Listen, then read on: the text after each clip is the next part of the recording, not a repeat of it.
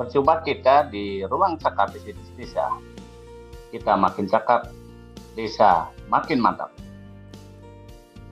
Hari ini kita akan membahas Monev DD, menu realisasi kegiatan dan penyaluran dana desa dengan narasumber Bapak Irfan Rafiq Agusta sebagai Kepala BPI Kemendesa. Salam sehat dan berkaya untuk seluruh kerabat SDGs Desa. Kami mengucapkan terima kasih para kerabat SDGs Desa yang hadir di pagi hari ini, baik di Zoom meeting atau YouTube pada channel BPI Kemendesa dan Desa SDGs. Perlu kita bersama-sama bahwa materi hari ini dapatlah sedikit kami sampaikan sebelum beliau Pak Irfan menjelaskan. Satu adalah tentang Monev Desa, bahwa kegiatan ini telah kita lakukan atau untuk di tahun 2003 masih ada yang proses, bahwa kegiatan Monev DD itu berbasis data dari APBDes, yaitu anggaran pendapatan dan belanja desa.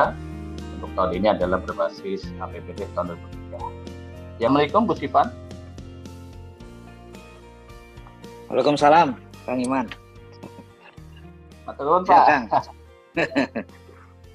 Maaf Pak, ini sedikit tadi saya sampaikan beberapa hal itu yang kami lakukan di bawah sesuai dengan apa yang mengacu pada kegiatan yang tahun kemarin. Semoga nanti di dashboard edisi Monev Desa ini untuk tahun 2003 segera terrealisir gitu ya, karena sangat ditunggu-tunggu. Kami sudah menyiapkan seluruh laporannya. Itu saya persilakan pada Pak Irfan untuk menjelaskan apa sebetulnya yang menjadi topik hari ini yang paling esensial.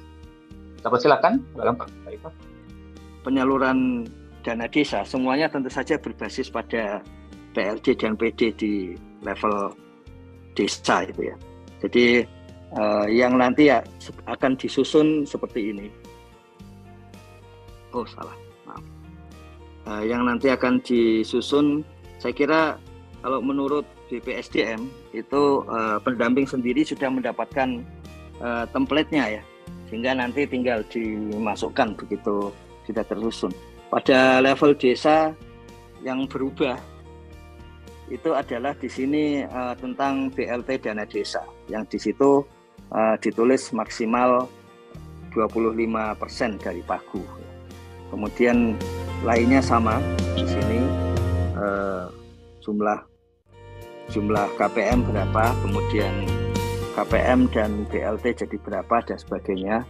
Nanti dicek apakah sudah benar atau salah, dan kemudian penyaluran dana desa untuk BLT Januari Maret sudah keluar atau belum dan sebagainya.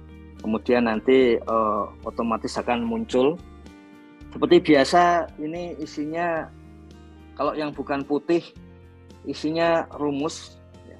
Jadi jangan di otak-atik yang bukan putih gitu ya, isinya rumus. Tapi kalau nanti sesuai dengan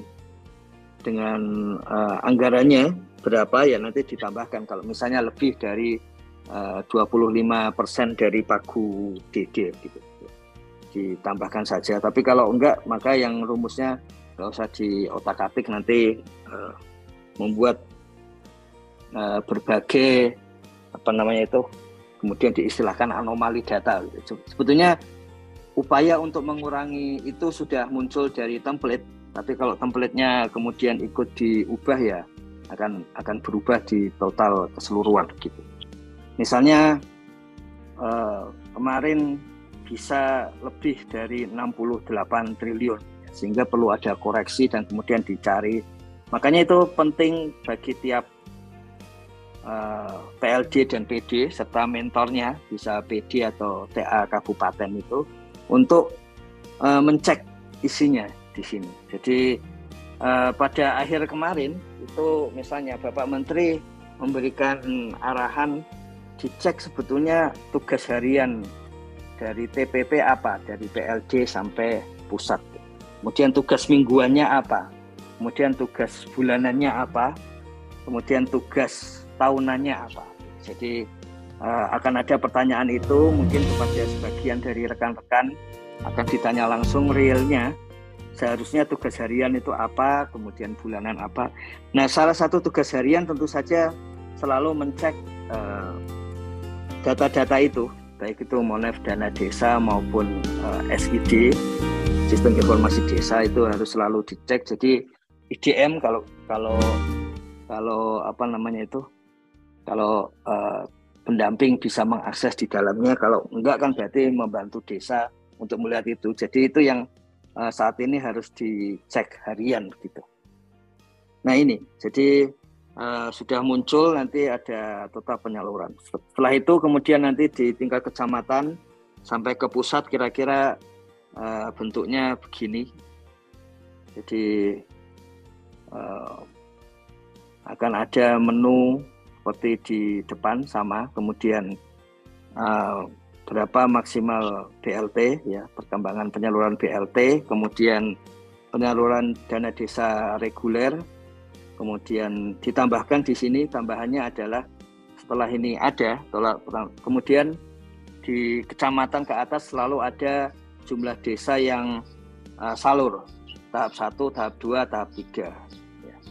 Kemudian untuk DD dan sebagainya. Jadi tambahannya di luar desa adalah ada jumlah desa salur dana desa reguler, siapa yang belum salur, kemudian jumlahnya sudah salur BLT, dan siapa yang belum salur. Jadi tambahannya begitu. Nanti sampai di pusat juga ada tambahan seperti ini. Sama ini. Jadi kompilasi dari data desa ke kecamatan, kemudian ke kabupaten, kota, dan kemudian ke provinsi. Provinsi juga sama. Bagian depannya sama, ditambah yang bagian belakang seperti itu.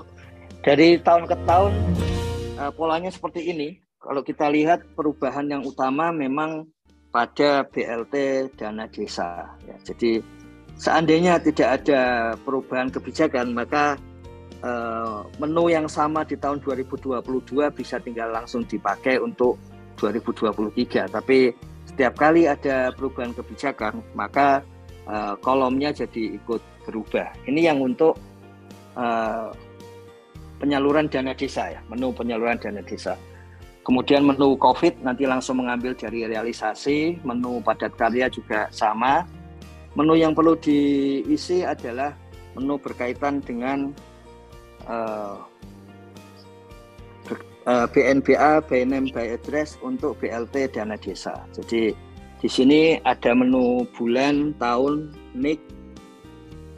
Harap kemarin ada yang bertanya lagi bagaimana kalau belum punya NIK. Nanti ada apa namanya rumusnya ya, untuk yang belum punya NIK itu supaya diisi sesuai rumus itu, dia laki-laki atau perempuan dan umur berapa ya.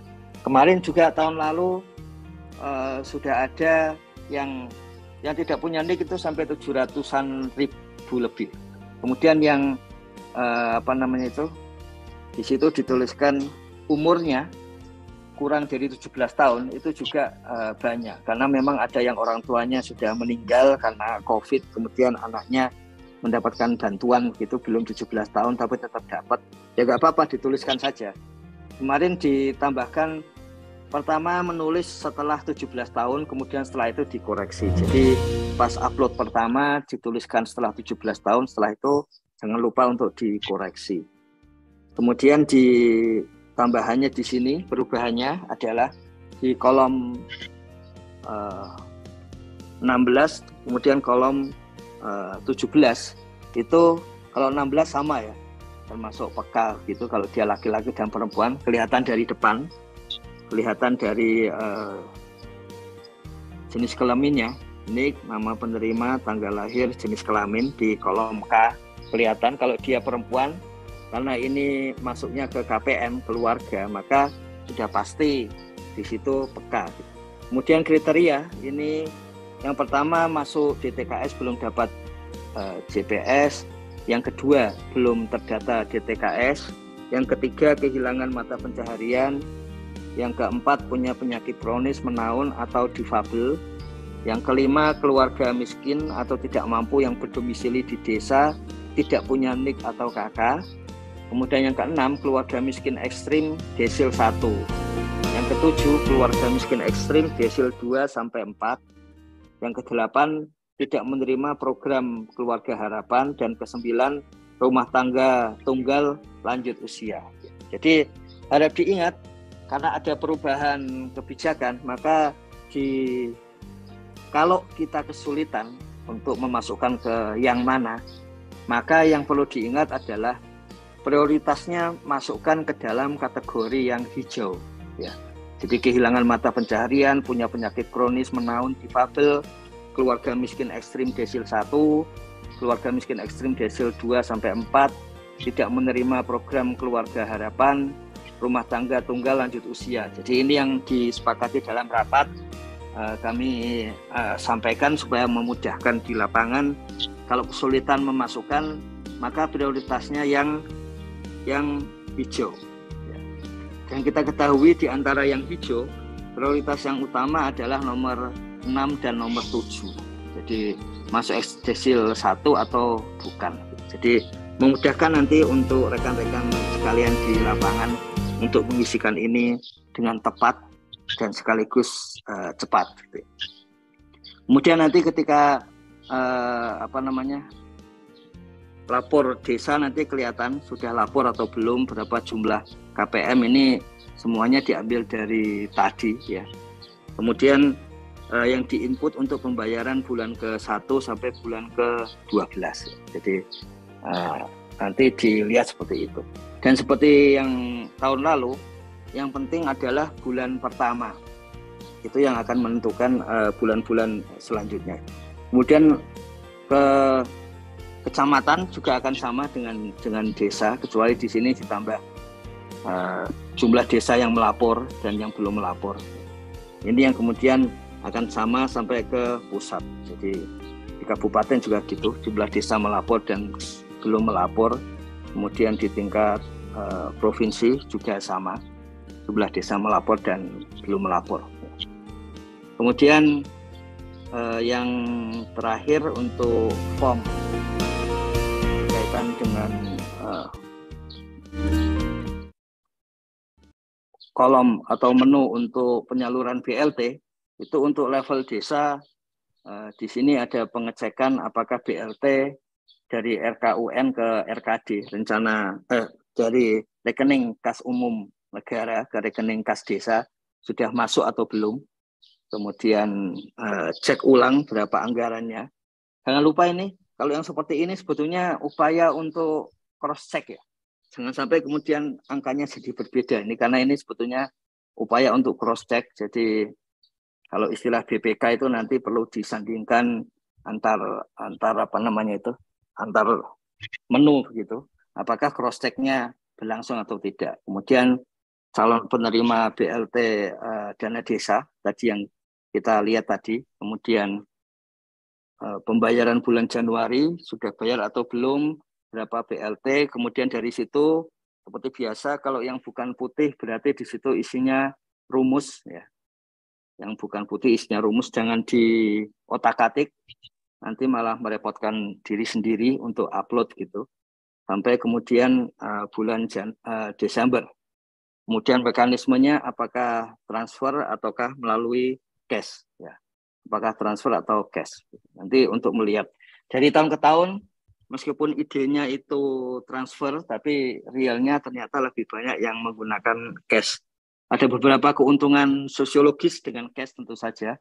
Saling bertemu, kemudian ada kemungkinan mengetahui bahwa seperti ini yang dilakukan oleh pemerintah desa kepada warganya dan sebagainya. Kemudian di kecamatan ini sama, jadi cuman sifatnya kumulasi dari desa. Tentu saja di bagian ini ada jumlah desa salur, nanti di kabupaten juga sama. Begitu juga sampai di pusat nanti. Begitu Kang Iman, kerabat desa sekalian, rekan-rekan sekalian. Jadi kami sampaikan per hari ini untuk yang realisasi dana desa langsung diisi saja, terutama paling tidak bagian perencanaan mestinya sudah bisa. Yang kedua untuk yang lain-lain sudah diberitahukan menunya, nanti supaya bahwa kalau rekan-rekan sudah menggunakan template yang sama, berarti nanti tinggal di copy paste saja ke dalamnya, atau kalau template-nya sudah persis sama dengan yang dari Monef DD, bisa tinggal di-upload sehingga lebih memudahkan. Kayaknya begitu, Kang. Oke, terima kasih Gus Ivan. Ini ada beberapa hal yang dapat kita simpulkan, dan ini menjadi bagian kita sebagai TPP khususnya untuk menguatkan data itu sendiri. Karena apa yang tadi disampaikan di Setrum dan dijawab oleh beliau Gus Ivan adalah kita harus menguatkan data sehingga data itu bernilai sebagai data yang benar dan kualitasnya bisa dipertanggungjawabkan.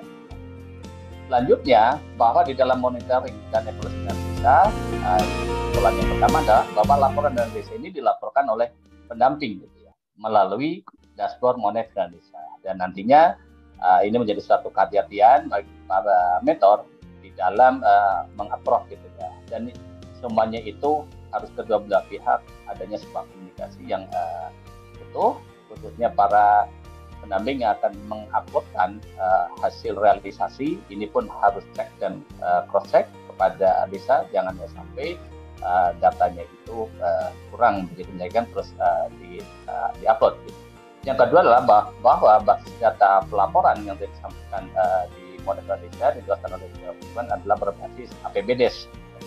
Yang ketiga, bahwa yang dilaporkan dalam Monef desa adalah penyeluruhan dana desa, realisasi kegiatan dana desa. Tadi realisasinya adalah ada beberapa penuh, ada PKTD, ada BLTDD gitu ya.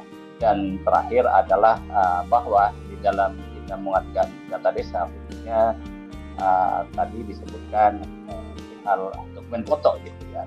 Foto itu menjadi kebutuhan kita bersama, khususnya pada titik-titik yang 0%, 50%, dan 100%, yaitu untuk kegiatan sahabat itu dilakukan pada titik yang sama, sehingga ini akan menjadi sebuah edukasi kita bersama terhadap diri kita sendiri sebagai TPP ataupun kepada pemerintah desa, sehingga semuanya data itu menjadi data yang berkualitas.